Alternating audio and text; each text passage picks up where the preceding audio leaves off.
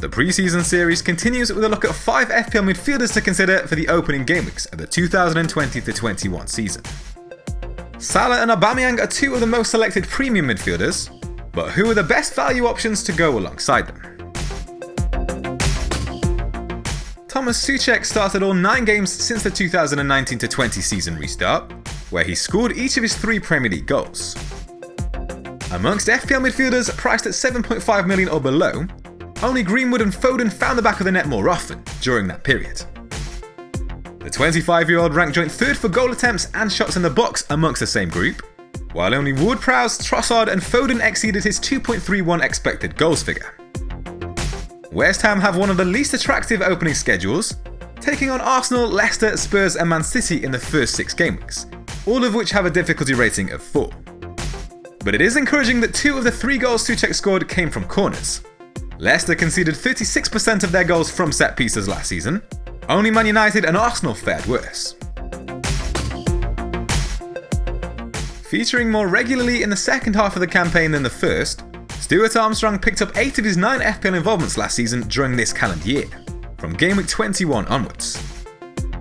With 5 goals and 3 assists in 16 appearances since then, the 28-year-old has averaged 4.8 points per game. Only 5 FPL midfielders attempted more than his 17 shots on target, a figure that was just 1 fewer than the amount teammate Danny Ings produced. Southampton's kind opening schedule can help them kick on from their impressive end of season form. Chelsea away in game week 5 is the only fixture with a difficulty rating higher than 3 during the first 9 game weeks. Phil Foden featured in 9 of Man City's 10 Premier League fixtures since the 2019-20 season restart, where he amassed 5 goals and 1 assist to average 5.6 points per game.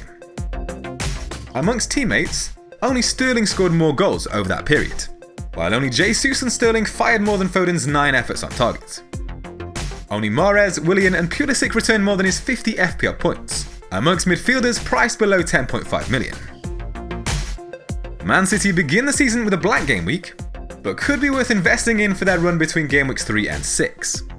They face Leeds and West Ham, each rated a 2 on the FDR, while home ties with Leicester and Arsenal have a difficulty rating of 3. After making a fairly slow start last season, Allan Saint-Maximin picked up 6 of his 8 FPL involvements during the second half of the campaign. With 2 goals and 4 assists in 14 appearances since game week 21, only Dubravka and Ritchie, then classified as a defender, earned more than his 61 FPL points amongst teammates, an average of 5.2 per 90 minutes. When compared with all FPL midfielders across that period, only Mahrez, Salah and De Bruyne created more big chances than his 6. Newcastle begin the season with favourable matchups against West Ham and Brighton, but that's followed by tougher opponents in Spurs and Man United, each given an FDR of 4. Following his breakout season, where he reached double figures for goals scored in the Premier League, Mason Greenwood has been reclassified from FPL forward to midfielder. He can provide value even at the increased price of 7.5 million if he continues to occupy the right wing spot, as he did towards the end of last season, though the arrival of Jadon Sancho would see his game time reduced. The 18-year-old started 8 out of 9 matches since the 2019-20 season restart, amassing 5 goals and 1 assist, and only Martial and Bruno Fernandes earned more than his 50 FPL points amongst teammates, an average of 5.6 per game. Although Man United begin the season with a blank game week, meetings with Crystal Palace and Brighton in game weeks 2 and 3 may be worth targeting, each rated a 2 on the FDR. None of their first 10 fixtures have a difficulty rating above 3.